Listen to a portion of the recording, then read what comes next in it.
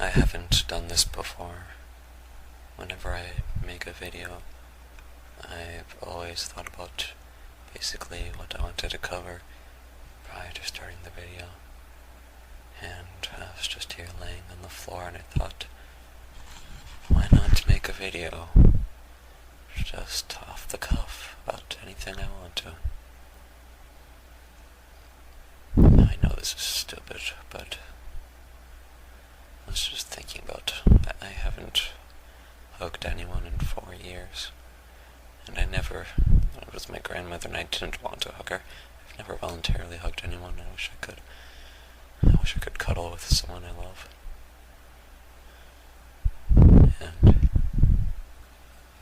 But I recognize that that's no different than anything else I've talked about pertaining to desire.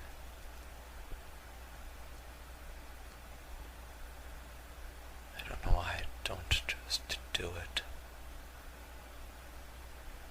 Why am I expecting to accomplish anything before I do it?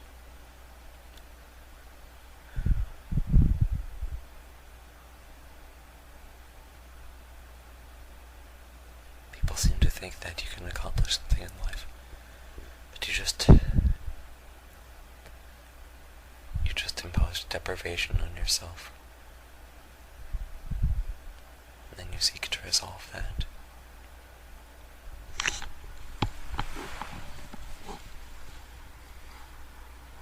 My room is pretty close to empty, and I don't seek to have possessions, but I don't seek. The people think that materialism is different than accomplishing something,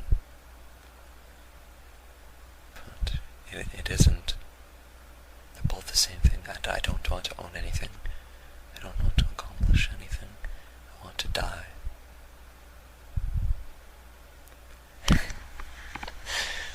I must sound like Jay Sounder right now. My inflection right now. What else can I talk about? That's all that there is to it. It's so stupid, I think. Hey, why don't I record myself killing myself? People enjoy that. But doing that would not be recognizing what I'm doing. It's still seeking to accomplish something. It's not saying, this needs to end. It's saying, I need to accomplish something. This needs to continue. Well, I don't really have anything else to say, I guess. Whenever someone does have something to say, it's because they've hurt theirself, or themself, or whatever your grammar Nazis want to tell me. Really think about it. Anytime that anyone says anything, it's because of a deprivation that has been coerced onto them. X needs to be accomplished. X must be communicated. And when you have nothing to say, the more silent you are, the closer to death you are. And I always have been silent.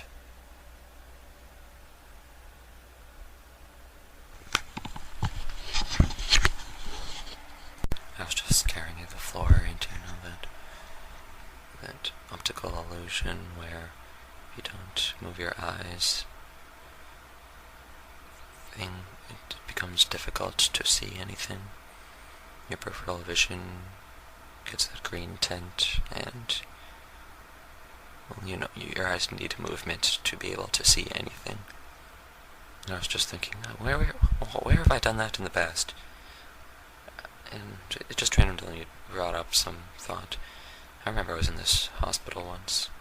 I don't know if it was a hospital or whatever you call them, or I was at some general practitioner office. And I was thinking, oh, yeah, tile floor, green outline. It's not very often that I experience that optical illusion, and I guess that was one of those times in which I did. This has really nothing to do with it. It just got me thinking, wow, doctors. I really fucking hate doctors. They're the most arrogant people I've met in my life. What else can I say about it? Yes, I do. I hate doctors. That's all. So I guess that's the end of the video. I know where else I've seen that. School tile floors. School is such a great place. You get to learn stuff. And become a better person to make a better tomorrow. I actually have a lot of dreams about school. It's strange, but I still dream about middle school and, well, not my middle school, but I don't know. I always, that sense that you have in a dream where you actually know something, and the environment that I just know it's middle school or high school or something like that, but usually middle school. And I think, well, what is school? School is culture. Basically, it's cultural indoctrination.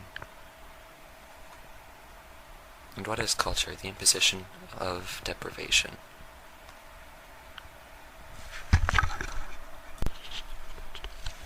And that has me thinking about dreams. Aren't dreams strange? I wonder how they pertain to culture. I've never really thought about that. Dreams are the only place where I've felt pleasure. So, what does that mean? It means that dreams are fulfilling some deprivation that I have. Oh, that must be why cultures say, you need to work toward your dreams. Because they fulfill that deprivation. Make your dreams a reality. Well, I don't want my dreams to be a reality. I want my dreams to be sprayed all over the wall. Why would I want that? Why would I not just be happy with pleasure? Pleasure is good, isn't it? Pleasure isn't good. I have those dreams because this culture has imposed those dreams onto me. If I were feral, I would be dreaming about whatever dogs dream about. I fucking hate dogs. Dogs are like the most disgusting, detestable people you can meet. But there I go thinking that values are more legitimate than other values. I don't know why I love rodents so much. They're just buck-wild mavericks. Well, I guess that's all that there is to dreams.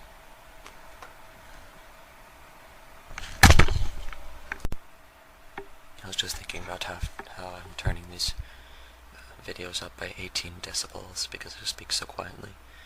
And consequently, it seems like I'm wheezing all the time, but I'm not.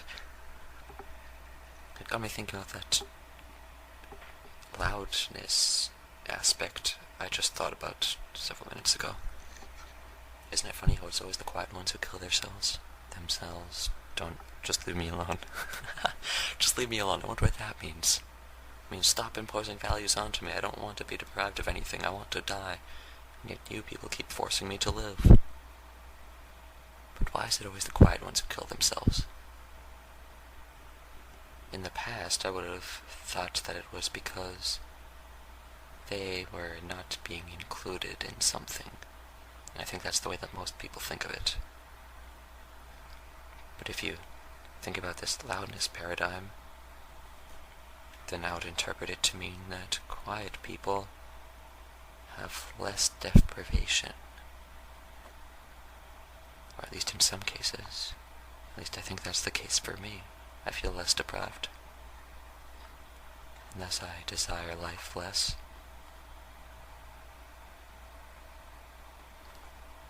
Loudness. Loud people are always the most detestable to me. In my response to something, I forgot to mention about suffering being life-affirming. Isn't it funny how the rich are the ones to kill themselves, and poor people have more children? I think I've identified the cause.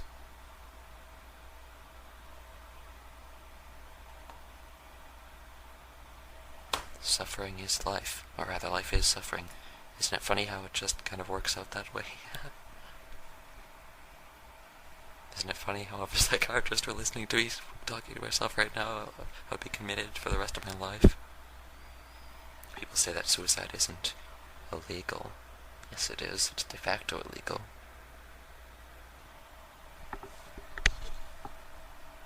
Isn't that funny how people say, we want people to express themselves to us because we want to help them, but you don't want to help them. just want to coerce them into having the same values that you do. But imagine if that were the case, that suicide weren't a taboo, and that you could actually say, I want to die. What would that lead to? Some people might think, well, that would lead to us being able to resolve suicide. And we could help people overcome it if they were willing to talk to us about it. But I suspect that it's a taboo for a reason. It's because it isn't life-affirming. People talking about suicide probably leads to more suicide. I wonder if that's the case, and if it isn't, I bet it's because there's something else going on in culture. Isn't it so disgusting?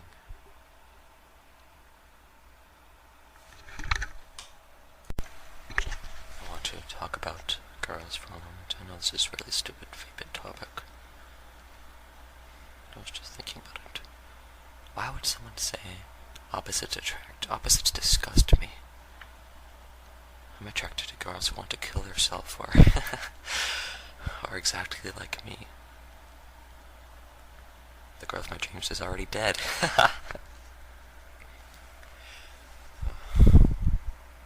Why would I want to meet a girl of my dreams anyway? It's just a stupid combination of feral and cultural values. All interaction is innately coercion, and well, yeah, it is. I guess that's just synonymous with interaction. Coercion.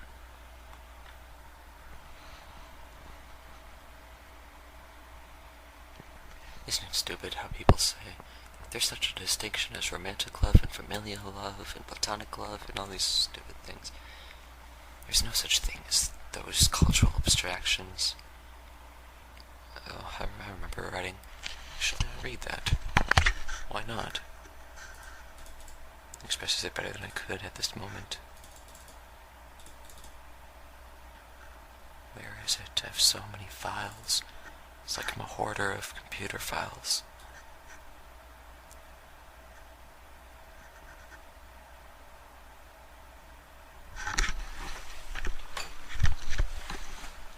Here it is. It is harmful to yourself and to other people to use any labels for associations, such as friend, romantic partner, boyfriend, girlfriend, spouse, whatever, family member, parents of uncoupled stone, whatever, countryman, fellow human, and all the rest. If your association with person 1 is under label A, even if you do not want to associate them with them all. I can't speak properly. I can't speak at all. I'm just babbling. Your culture tells you that you must engage in particular activities with them because it's right. If your association with person 2 is under label B, even if you both want to, you cannot engage in particular activities because your culture tells you that it's wrong. If you enjoy activity X with person 3, then your culture tells you that this association is under label C. If you mutually want to engage in activity Y with person 2, then your culture tells you that this association is subsequently under label D. If you want to engage in activity Z with person 2, and they do not, then your culture tells you that since this person rejects label E, the terms of label D dictate that activity X and activity Y must be negatively impacted, even though they are entirely independent from Z.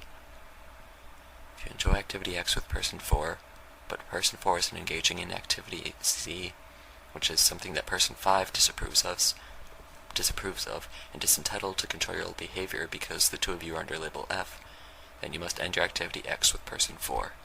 There are innumerable other issues, such as you and another person applying different meanings to the same label, since the labels are nothing other than cultural nonsense. Related issues, the labeling of love, such as platonic, familial, romantic, asexually romantic, and all of this other nonsense. All that exists is positive affinity. They may biologically manifest differently, but that has no relevance to the meaningless application of these labels to your associations and the resulting structural changes. I can describe the problems of labels under all sorts of permutations. What's important is that all of these pointless scuffles, which invariably occur between friends, lovers, families, and whatever, could be prevented if people weren't deluding themselves into thinking in terms of these cultural labels.